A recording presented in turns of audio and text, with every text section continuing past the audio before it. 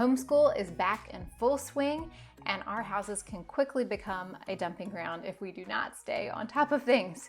So if you are feeling overwhelmed by the tornado of children tearing through your house all day long, you're not alone. Let's look at some simple habits that we can adopt in order to keep our house tidy without getting burnt out. The first thing we have to talk about is our mindset. I know you're coming here for some practical tips, and I promise I've got some good ones for you. But first and foremost, the most important thing that we can do is change our mindset.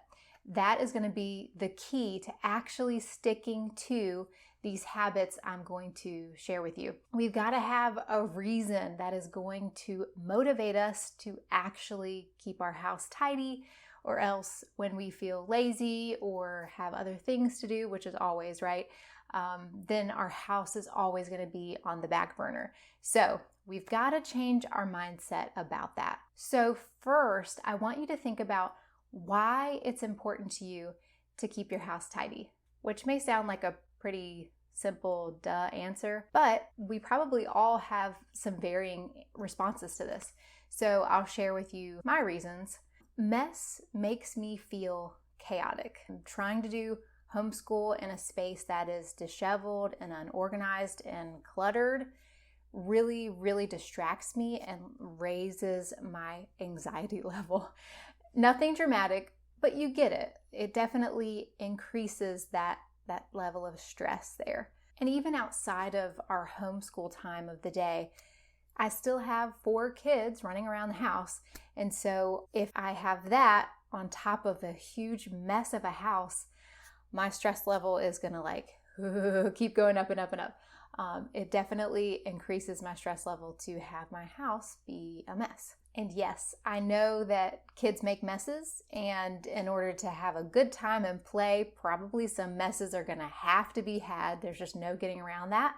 And I've accepted that. My oldest is 10. I have 4. I've accepted that. But it doesn't mean that the mess has to remain there all day long. You know, if they're done playing something or playing with something, then they can clean that up and move on to the next thing. We don't need to just make a mess here and then go over here and make a mess here and destroy this and do that. That doesn't need to happen. Just in general, I feel so much more calm when my house is tidy. The chaos really contributes to my level of calm or stress. And I don't think kids would necessarily be able to verbalize this feeling, but I think that they also are affected by the state of the house. I think that they feel better and can think clearer when the space is at least somewhat clean, especially when we're doing homeschool. And I know my husband appreciates it. Another reason that it's important to me to keep a tidy house is that taking care of our home and modeling that for our kids and imparting that on them, I think is really, really important. And I'm not talking about being clean freaks and making our kids these anxious clean freaks, but just simply treating our house with gratitude, being thankful for the space that we have to live in, and having that result in taking good care of it. A nasty, run-down house really shows a lack of ownership and a lack of caring. But on the flip side, taking care of our home really gives us a sense of pride in our home and in ourselves. And that goes for our kids as well. The state of our home can affect how we feel and how we feel about ourselves. So those are some of my reasons that keep me motivated day in and day out, even when I'm tired and don't really feel like it, but they keep me motivated to keep the house tidy. I can still muster up enough energy to get things done. One thing that I have to say to myself is don't be lazy. Now, this comes with a caveat. If you have a health issue going on, if you're pregnant, have a newborn, whatever the case may be, there's some caveats in there where if you're tired, then maybe you really do just need to rest, and that's okay.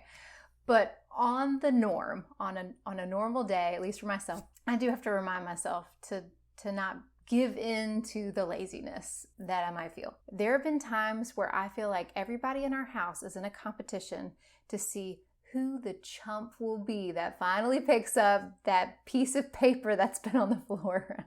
Like, we all can just walk by the same piece of trash and just leave it there.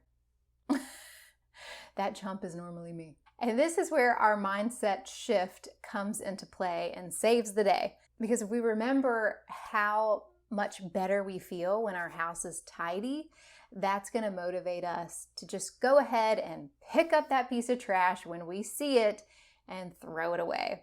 Or grab that thing that's sitting on the dining room table or on top of the dryer perhaps that doesn't belong there and put it where it belongs instead of just letting things pile up. Because then eventually, at some point, you're going to have to clean up. Maybe you have somebody coming over to hang out. You're going to have to clean up, and it's going to be so much harder. It's going to be so much work because we've just let things pile up. And now it really is like a big chore to clean the house. So a good motivator to keep the house tidy each day is you're saving yourself from that horrible, awful chore of like, oh my goodness, someone's coming to visit and I've got so much I've got to clean up. And part of that mindset shift is thinking, how long will this really take me to do? Normally the answer is like a minute, 30 seconds. Like, it's not a long thing, but for some reason we take a look at that thing that needs to get done and we're like, we don't have time for that right now. Or I don't feel like doing that right now.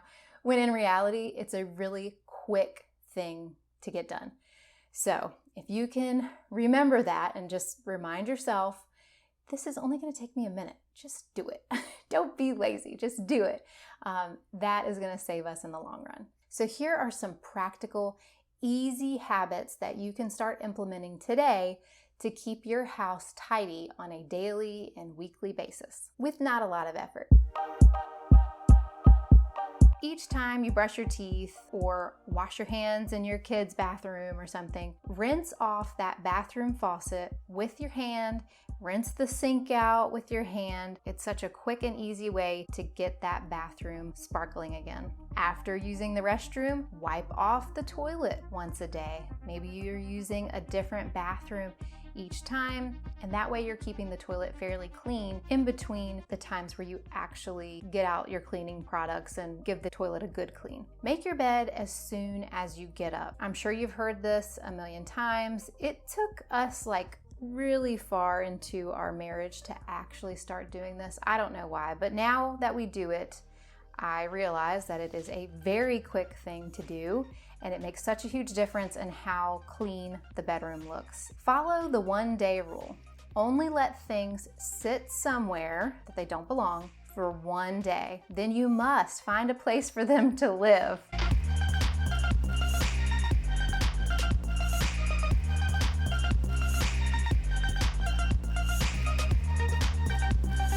Get baskets and bins for things that don't currently have a home or things that need a structured container to live in, like extra cords, video game controllers, things like that. Start the dishwasher every night and unload it every morning. If you missed the video from last week where I talked about my kids' chores, they load the dishwasher after dinner and we run it every single night. It's just the best routine to keep your kitchen clean. Tidy up the kitchen after every meal, because a lighter load of work is easier to accomplish. Again, the kids have chores after every meal to help keep the kitchen tidy, and so there's really not that much that I have to tend to, and this helps big time. If laundry has been piling up in your house and that's a big issue, that was me like just a couple months ago.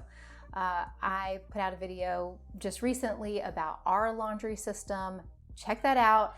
If you need a laundry system, this one will change your life. Go and check that out. But doing laundry every day really helps to keep that mountain from building up, and it's just a more manageable way to tackle laundry so you never have piles of laundry sitting around your house again.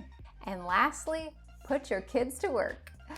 Honestly, this is such an important thing to do, especially if you are a homeschooling family, because you're at home all the time and making messes all the time. So you gotta get the kids to help out, pitch in. Go and check out last week's video where I shared all the chores that our kids do, sharing what ages they do different tasks at. and how we split that up throughout the day, throughout the week. But it can be so key in helping to keep the house tidy. It really helps to take things off of our plate, which is really huge. And in addition to their regular chores, the rule is when you're done playing with a game or whatever it is, they might be like building a fort in the living room. And this is my favorite game. When they're done, they gotta clean it all up before they move on to the next thing. We'll get somebody to clean that up. We're the ones that gotta clean that up. So that does help to try to minimize the messes just building up in your house as the day goes on. And then before bed, you're like, I am exhausted and don't feel like cleaning all of this, or fighting with my kids to get them to clean it all up, because at that point it's like, oh, it's so much. So just taking those small steps all throughout the day makes keeping the house tidy so much easier. Small steps for you, small steps for your kids, just all throughout the day. And then it doesn't feel hard or burdensome because it's all very easy and quick to do. And so if you continue your day like that, it keeps things from piling up and becoming so much harder and time consuming to get accomplished. I'm sure that y'all have even more ideas on simple ways to just be keeping your house tidy as you go on throughout the day. So please drop those in the comments below. I love reading those things. And the great thing about this community is that we can all share with each other and learn from each other. So definitely leave those in the comments below. And if you enjoyed this video, give it a thumbs up.